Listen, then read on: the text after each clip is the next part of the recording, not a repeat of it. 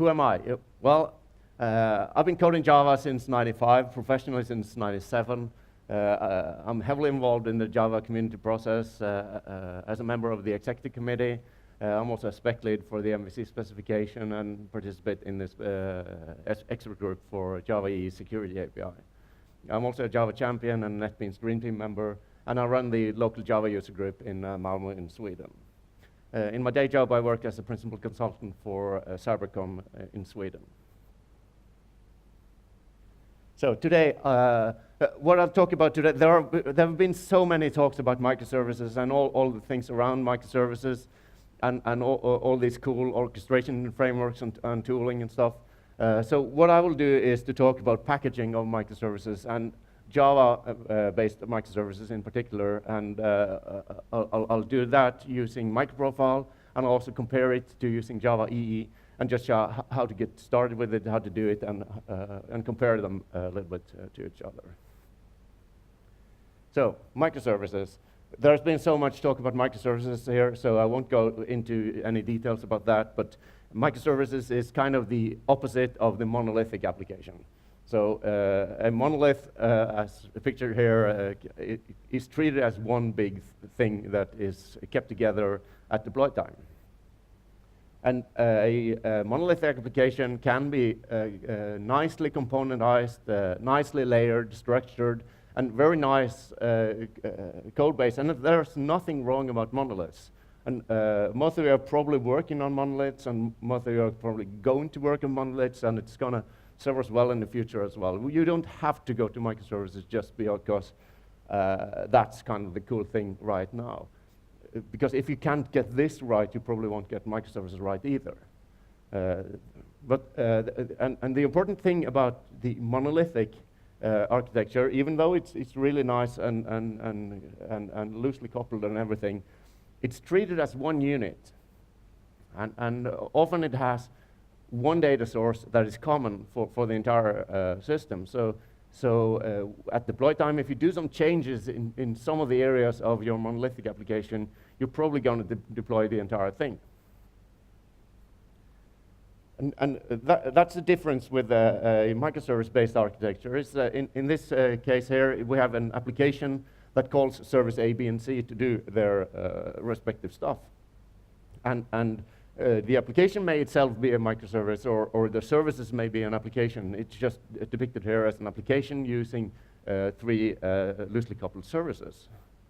And as many presentations has been talking about here today, is that if you're doing some sort of microservice-based architecture, you need to have some kind of discovery mechanism to look up these services.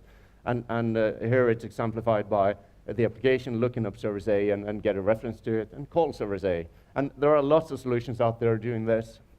I won't go into detail of any of those here today. I'll just show you a quick slide here with, this is a very simple Java EE-based discovery service that I've created. It's on GitHub, so you can download it and play around with it. And I also have stickers here. So questions, Snoopy stickers. This presentation is not about Snoopy. This is about microservices. And microservices, even though they are micro in the name and are considered small, they don't necessarily have to be simple. It can still be complex. It can still be requiring a lot of stuff underneath to be able to do their business logic.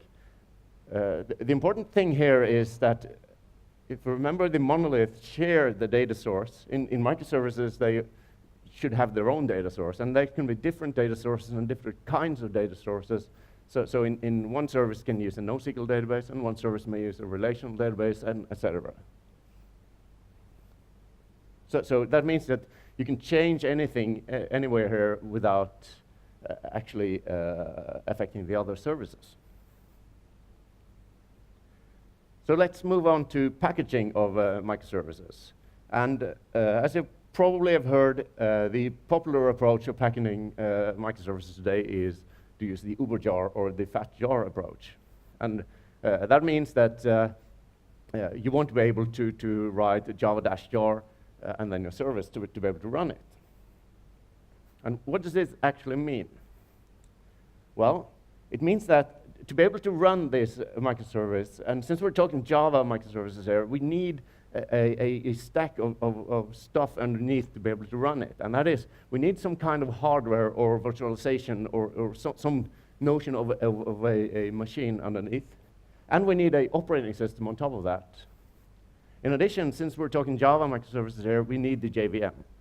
And then we have the jar that is actually the layer on top of this, and that contains everything this service needs to be able to run. The other thing is just infrastructure. So the other approach to look at it is to, as opposed to the Uber jar approach or the fat jar approach, you have the Java EE way of doing it, where you deploy into a container rather than having the container into your application artifact. That means that your application layer is much thinner. And as with the Uber jar approach, we still have the need of some kind of hardware or machine underneath, and operating system and the JVM, but we also have the Java EE container.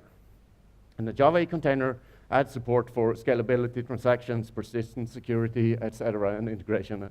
And all you will need to create more complex microservices, because they're not always simple.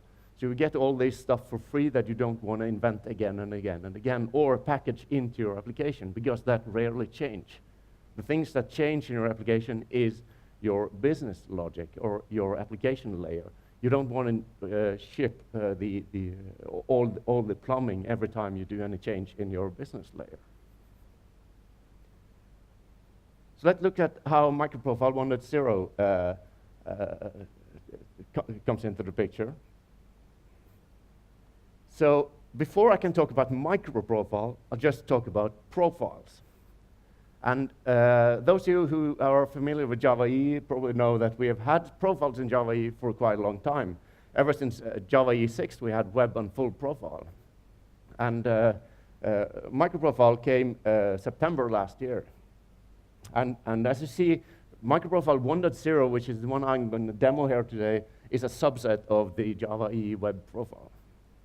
And the MicroProfile consists of 3 specifications. It's JAX-RS, CDI, and JSON-P. And JAX-RS is the Java EE API for creating RESTful web services, which is very nice for microservices, since they often are exposing some kind of REST endpoint. And you have CDI to glue everything together, which is the context and dependency injection, and JSON-P for JSON processing. So these 3 Java EE APIs is more or less what you need to create a very simple microservice. If you look at what the web profile adds to this, you also get support for bean validation, for WebSockets, for EJBs, JPA, etc. There are also more than this, but these are just a couple of the most important listed here. And for example, bean validation would be nice for any microservice as well, probably. So that's probably something that's coming later. If we look at the full profile, it adds more enterprise kind of stuff like JMS batch and Java Mail, etc., and SOAP services, which is probably not that relevant in a microservice world. So why are we even talking about MicroProfile? Well, the reason for that is Java EE 8, or actually what's last year, what was going on with Java EE 8. And there was some discussion because the development of Java EE 8 more or less just stopped up. So there were discussions on a Slack channel. A lot of prominent people in the Java EE space came together, started discussing what can we do. And out of that, 2 initiatives came out. And one of them is MicroProfile. The other one is Java EE Guardians. And this is a community reacting to something had to be done. And it's such a strong community that shows how these 2 initiatives come out. I just read recently that Java EE Guardians have more than 5,000 followers on Twitter, for example. And both want the same thing. They want Java EE to go further. Then at Java 1 last year, Oracle proposed their updated roadmap for Java EE. and with the focus on MicroProfile and cloud. And E8 got the theme initial microservice support. And then the plan was then to launch Java EE8 in sometime in 2017, late 2017, and that plan holds. It's still July, that is the date for Java EE8. And then Java EE9 is supposed to have enhanced microservice support. And also, the plan was to start the work with EE9 in parallel with EE8. That I don't think has happened, but we'll see how it goes after Java 1. They're promising to announce something there. So from the revised Java EE8 proposal, we see that some of the specifications were proposed to be dropped and were dropped, and one of them are MVC 1.0, which is the one I took over. So we're developing MVC as a standalone specification beside Java EE8. We will be able to run on Java EE8, but we won't be part of the umbrella specification. JMS and management was dropped completely. JMS 2.0 is still a part of EE8. But it won't be a 2.1 release. The blue JSR health check and configuration, they were never proposed. So they are not happening either. But all the others are getting updates. But microservices is something we need now. It's something we needed yesterday. It's not something we need in 2017 or 18 or even further ahead. We need it now. So that's where MicroProfile comes in. And as you probably know, MicroProfile is an Eclipse project. It doesn't mean to have anything to do with the Eclipse IDE. It just means it's hosted at the Eclipse Foundation, which is similar to the Apache Foundation. And MicroProfile.io is their website. And here you can see the members that are contributing to it. There are some new members here. Hazelcast and Kumul is here, and SmartBear are new. The other ones were there from the beginning. So MicroProfile.io is the place to start.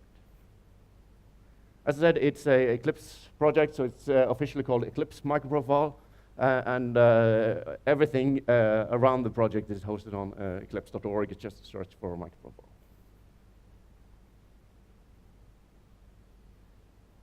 So, MicroProfile 1.0 was released in September last year, conveniently right before Java 1. And as I said, the scope of 1.0 was JAX-RS, CDI, and JSON-P. And but a specification is nothing without implementations. And if you remember back to when EE7 was launched in 2013, of course Glassfish was launched at the same time, since that's the reference implementation. But it took some while before you got the other implementations. I think Wildfly was in February or March the year after, and the other one followed after that. But it takes some time to get the implementation out. But the cool thing about MicroProfile is that you had implementation from day one. And the 4 implementations we had from day one was Wildfly Swarm, Pyara, which is the commercial supported version of Glassfish, Webster Liberty from IBM, and Apache Tommy. So let's have a look at these implementations. And I'll just switch displays here. And I'll remember to get the right birth rate. 15. That's good. So I'm using NetBeans here. And let's have a look at a couple of these implementations. First, the MicroProfile.io is the place to get started. You can also look at the Eclipse MicroProfile page. But the cool thing is, if you go to, for example, Google Liberty MicroProfile, you come to this page. And this is by IBM. And what you can do here is pretty cool. You can go down here and say, hey, I want a MicroProfile project. Just click on this one, scroll down and say, well, let's just call it whatever it is. And I can click one more and create it on GitHub or download it. So with 2 clicks, whereas one of them is to download it, I actually have created a MicroProfile project on WebSphere Liberty. And that's pretty cool. I won't do that now because the internet is maybe slow. But what I've done here is to download the Liberty project. It's called Duke's Liberty microservice. And what I get there is a multi-module Maven project that is configured for me. So the only thing I really have to do is to download it, unsub it, and type Maven install, and it will fire up Liberty on my computer, and I can run my application. And let's look at how they've done it here. The actual application, I'll look at that later, but first, the modules you get here are, it looks more complex than it really is, because you don't really need to go in to configure this before you actually want to do something serious about it. But what you get here is 3 modules. One of them is the application, and the other important one is the configuration. And you also get 3 profiles. You can be able to build this to be able to run on your local Liberty server on Bluemix, or create a runnable. And that's what we're going to do here. And it just sets some properties to say that, hey, this is going to be a runnable jar. And the actual stuff that does this thing is in the config module, where you can, they have a Liberty Maven plugin that just use the properties from the profile to decide how to build this stuff for you. The actual application is really simple. It's just a simple Java EE application. In my case, it's just a hello world, or I think I hope I spelled it right. Hold on, Mundo. Could be the Spanish way of saying it. I'm not sure, but I hope so.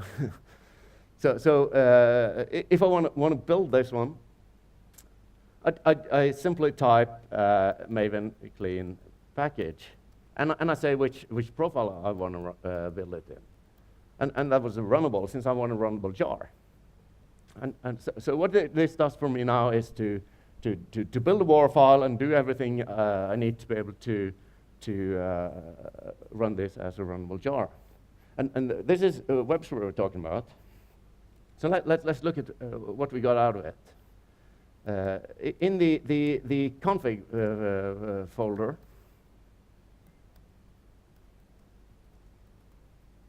I got a Duke's Liberty jar, and as you see, it's 71 megabytes, and that's pretty big for a Java EE project. But remember here, everything I need to run this in WebSphere is bundled inside this jar. So in size, it's probably pretty comparable to the corresponding Spring Boot application.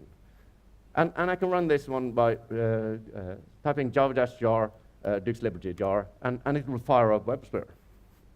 And as you'll see here, it's pretty fast. It's already up and running. And this is WebSphere on my computer, which is not very fast, and it takes like a second, and it's up and running.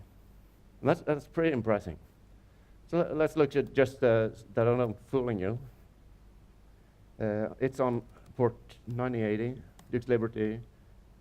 We have Liberty running, and API hello, and it should say hello. So it's pretty fast to get started. You go into the website, to the accelerator, you click MicroProfile, download, Maven install, and you're up and running with WebSphere on your local computer.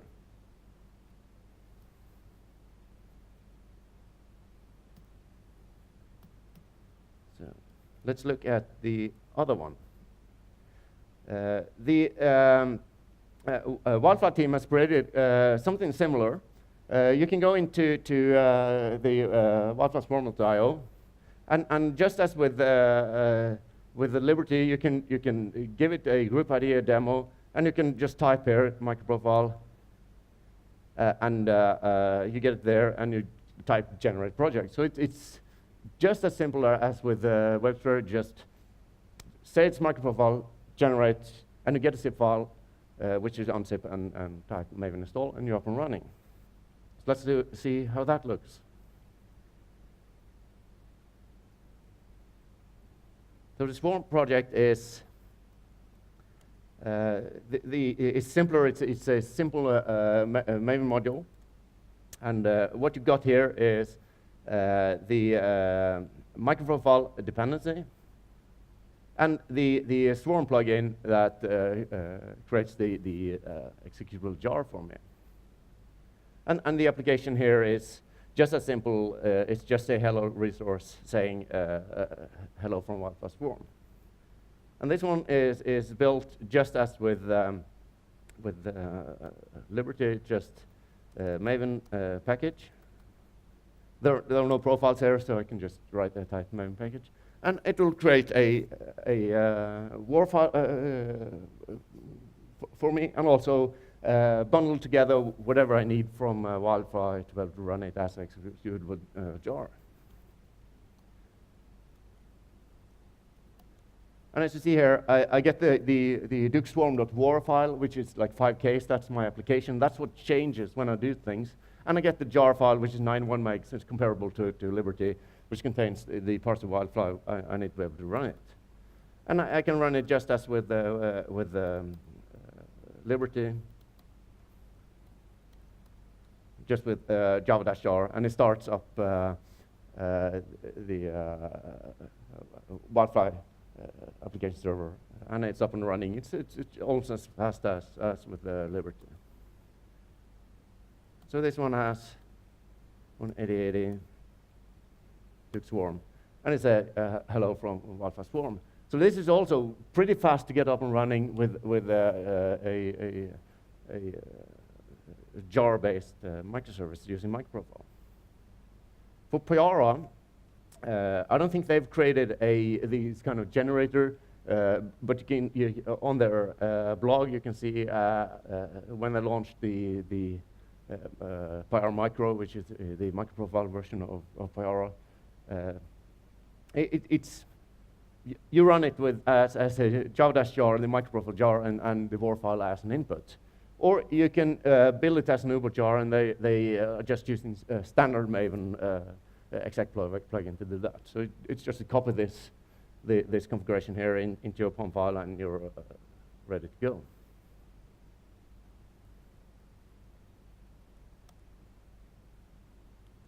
So as you see here, it's very simple. It uses the Payara MicroProfile dependency, and you have the Maven exec plugin. Just say that it's a Payara Micro I want to run, and the arguments are my WAR file. So it's pretty simple to set up. The source code here is exactly the same as the others, so it just says hello. Let's see, Payara there. And you build this with the Maven package as you would expect. And it builds a WAR file for you, which you can drop into your Payara server, or a executable jar if you want to run it. And as you see in this one, you have the WAR file is like 5Ks, just the same as the other one. This is smaller than Wildfire and Liberty. It's only 33 meg if you run the Payara Micro. So this is more lower footprint. And I can run it just the same as the others. There. So if we run it, it's maybe a little bit slower than the others, but it's still comparable in startup time. And we've got 8080 Payara. There. Okay. Not found.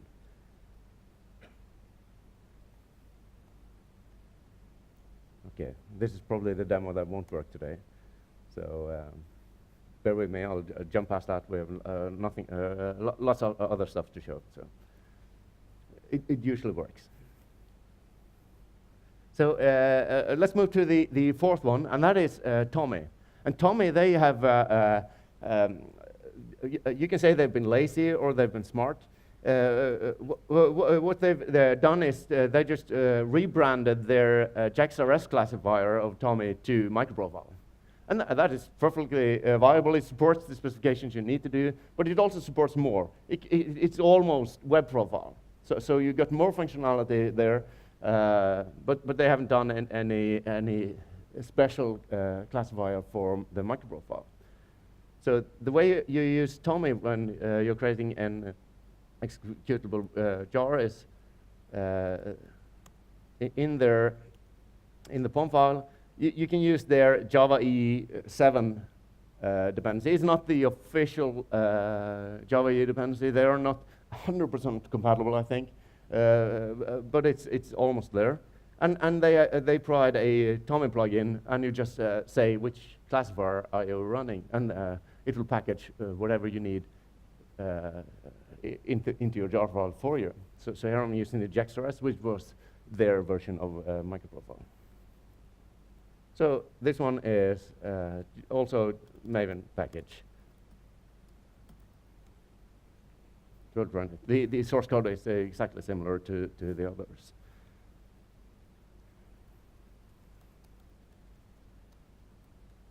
And you see here it's a comparable size to Pyara. It's about 30 megs with the jar file.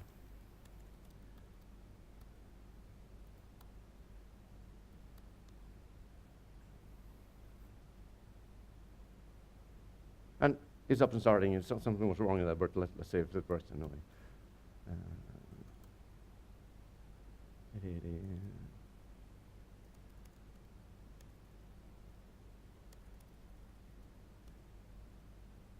Please tell me. And it's up and running. I think I actually forgot to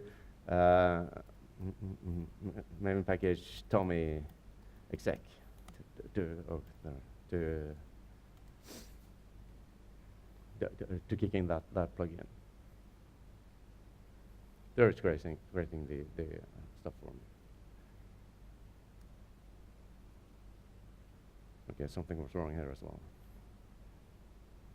Yeah, I'm having this one is blocking my port somewhere. This one, yeah. Yeah, that's the problem with Pyara as well. I was running on the same port.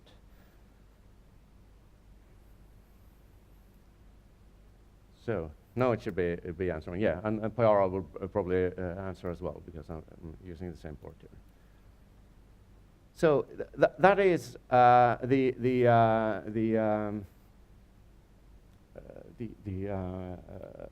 four implementations of Pyara Micra.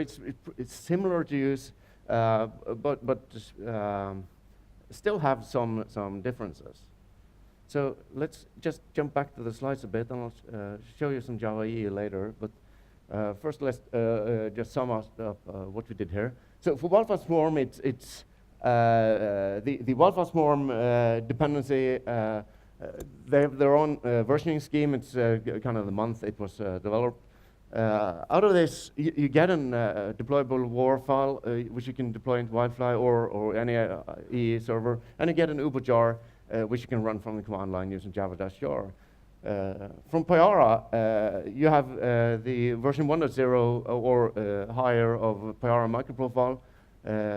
You use the Maven exec plugin to create an Uber jar, or you get a deployable WAR, so you have full flexibility there as well. The Liberty was a little bit more complex. It has these kind of starters and their own Maven plugin to create stuff and all these profiles for deploying into different environments. But it's probably the most powerful setup of them, but it's kind of the highest startup path to get running with it. But it's still simple to just click, download, and run. And then you can figure out how it's really done. And you get an Uber jar and a deployable WAR. For Tommy, you use their Java E7 dependency and their Tommy plugin to create an Uber jar or a deployable WAR. So how about Java EE then? Well, as you know, we have lots of implementation and tooling and everything in Java EE, and most or some of it is probably pretty cool and pretty useful in microservices world as well. So it would be nice to actually use some of this as well. So here are some of the most widely used application servers out there. The similarity between all of these is that you are using one dependency in your POM, and that's all you need. So Java EE is simpler configuration wise, and you just have the Java EE API dependency, or if you're using WebProfile, it's the Web API. But what you get out of it is a deployable WAR. And we're running microservices, and in microservice world, I mean, you're not running microservices just because you're using a runnable jar file, but you often want to have that kind of way of running your services. But then Docker comes into the equation. And if you remember this picture from previously, you have in the UberJar approach, you have the application is a thicker layer on top of the JVM, which you need to be able to run. And in the Java EE world, you have a thinner layer. And if you add Docker to this equation, the kind of what's in that box kind of is not that important for the outside world. And you have all this tooling and orchestration stuff for Docker containers that you can use, and you can put into this container whatever you want, more or less. And the important thing here is the thickness of your application layer, because that's what you're swapping out when you're starting up the stuff. So Docker is layered, and that means that for everything you add into the container, you add another layer. And these layers are cached, so whenever I do something on the top layer, which is my application, that's the only thing that is added to this Docker image. So I'm going to jump out to the demo again.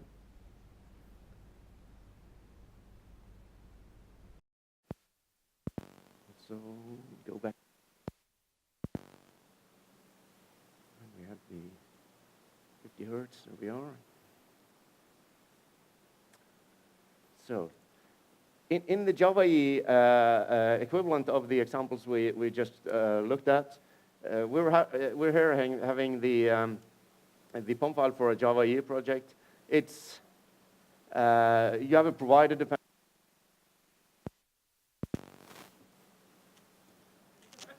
Sorry? Okay, I can see it there. Yeah.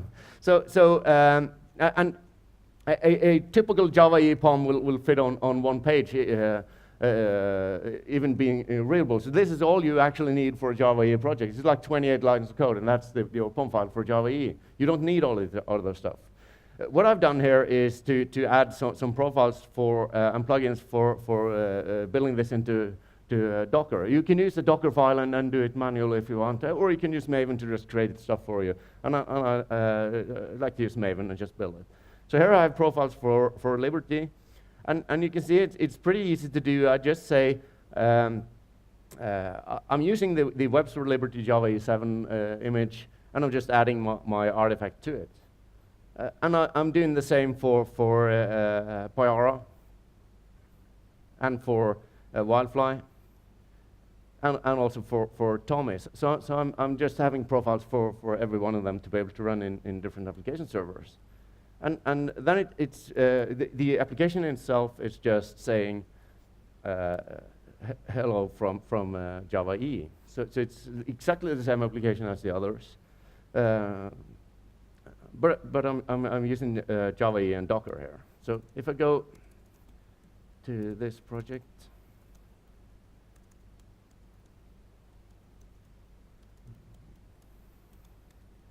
I can build these by Maven package, Docker build, and just use the profiles I'm building for example, Liberty.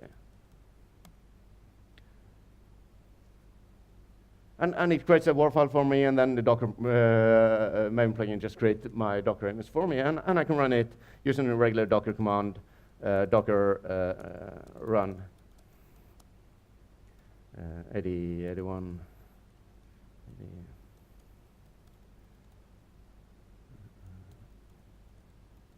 and Liberty.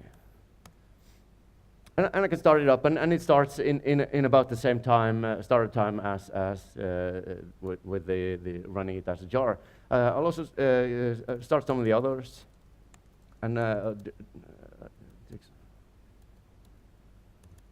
I can also use the Docker plugin to just run it directly from Maven by writing docker run and Pyara.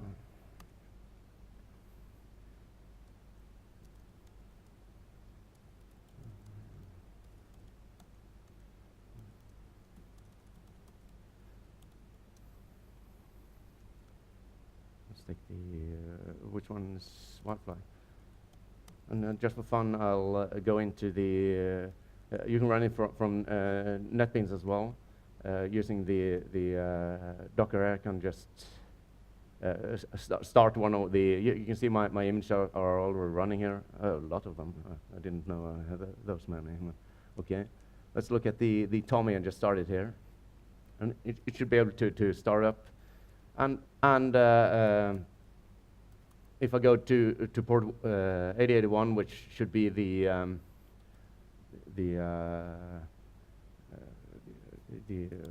one Liberty, on 8082 it should be another one. On 8083 it should be third, and on 8084 it should be Tommy. And just to show that I'm not cheating here. I'll show you that it's actually Tommy running underneath here, and on this one it should be a Wildfly, and I'm running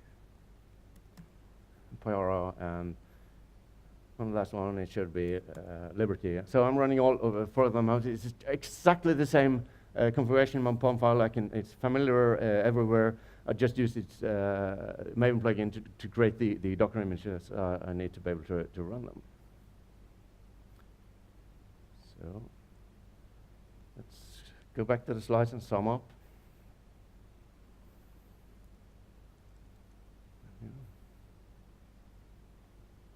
So what I did here was using Docker. I added some configuration for the application server, and then I added WebSphere Liberty. And as you see, WebSphere also have the MicroProfile Docker image. So if you're only using the 3 specifications, which are JAX-RS, CDI, and JSP, you can use this, which is a smaller Docker base image than you would use. And I had my service on top of it. And if you remember, that's like 5Ks. In this particular example. So that's the only thing I'm swapping if I'm doing any changes. Everything else is cached. And in the Java EE world, I would use the WebSphere Liberty web profile image and just add my application on top of it. And there I have the entire EE stack available for me if I want to do more complex thing than only these 3 specifications. And the MicroProfile Docker image from Liberty, at least last time I checked, is like 200 megs. And if you look at the full web profile image, it's 238 megs. So it's kind of a significant, not that very much add-on to actually have the entire EE stack available for you. So if you're creating Java EE sort of services using some kind of MicroProfile, you might as well, in this case, go on the web profile rather than using the MicroProfile image. For Pyara, the size difference is kind of different. I can't understand how they managed to create a 600 meg image of the Pyara web, but it should be able to get it smaller. They probably have the UI and everything into it. And if you have on Wildfire, it's about twice as big the E version of the image than the MicroProfile. But here, this is the base JDK, because in this case the service is much bigger because you're packaging Wildfire into your service layer here. So this is kind of the using the uberjar in Docker approach, which is not a very good idea in my opinion. It's much better to just swap the layers you're actually doing changes with. And on Tommy, well, the web profile and the MicroProfile, as you saw, is the same size, same version. So to sum up, MicroProfile is JAX-RS, CDI, and JSON-P. And if this is enough for you, then MicroProfile is probably something you should explore. You would be able to run it as a Uber jar if that's what you're aiming for, or you can run it in an application server or in a Docker image, so you have full flexibility to do whatever you want, and you can choose whichever of these 4 providers, and even 5, I think now, that provides the MicroProfile for you. You need to configure it a little bit differently for the different implementations, but that's kind of the deal with it. So you have these 4 Wildfire Swarm maps with Liberty, Payara, and Apache Tommy. And they are, as I said, a little bit different. For Wildfire, you have the MicroProfile dependency and the Wildfire Swarm plugin to build it. For Liberty, you have this multi-module project with the starter pumps and the profiles for doing everything. For Payara, you only have the MicroProfile dependency, and you're using the standard Maven to just create an Uber jar if you want that. And for Tommy, using the Tommy exec plugin and their version of Java EE 7. So everything I've been talking about so far is MicroProfile 1.0. I'm not actually sure if it has been released or is it just right about the corner to be released. But MicroProfile 1.1 is also adding configuration and fault tolerance. And if you're remembering from the roadmap for Java EE 8 that was proposed, that there were 2 specifications there, one for configuration and one for health check, that didn't make it to Java EE 8. That probably will be something that you could do in Java EE 9. And here you already have this kind of specification using the same kind of technologies. So it will probably be a very easy way of getting a JSR through to EE 9 is to use the MicroProfile as the basis. And if you look at their plan for MicroProfile 1.2, adds actually health check as well. So you get the fault tolerance continued from version 1.1 with more features. You get security and open tracing as well. And there's also a MicroProfile 2.0 planned here, which is going to build on the specifications the same as 1.0, only adding JSON-B as well, and these are the Java EE 8 versions, so it's going to be compatible with Java EE 8 as well. And Java EE then. Well, if JAX-RS, CDI, and JSON-B isn't enough for you, and you need something more, for example, JPA, which is nice if you're using some kind of persistence mechanism, which is relational, or if you want some bean validations, which is probably something you would want in your microservice, then Java EE is definitely something you should explore. And in Java EE, you have the web profile and full profile to choose between. Probably the web profile is the one that's most interesting for microservices. You have one dependency, and this is compatible all throughout implementations. It's not dependent on the whatever version of or whatever implementation you're using. If it's IBM or Red Hat or whoever is creating your stuff. And if you add Docker to the equation, it starts getting really interesting. And in my opinion, if you write java-jar or if you write docker run, if that's what's getting you on, it's not that big a difference. And in Docker, you also have all these tooling around, like Kubernetes, Docker Swarm, and all the Azure Container Service and AWS and everything. All of them support Docker. So Docker is probably the way, or at least some containerization that is today the standard way of doing it. And Java EE 8 is coming. It's coming soon. It's right around the corner, and it has updates to all these specifications, and most of them are either in public review or in final state. You can follow them on jcp.org. They are evolving, and they're doing great. So, doing it right, I won't say anything about that, but from choosing the right tool for the job, This talk has been more about choosing the right profile for the job. So references, I'll distribute the slides afterwards, but MicroProfile.io or GitHub Eclipse MicroProfile. You find everything on Java EE on GitHub. If you haven't noticed, Java EE is on GitHub. And my samples for this application is on my GitHub page. So have fun with this. And that's what I had for today, and I hope you haven't fallen asleep. And remember, I have stickers and tattoos.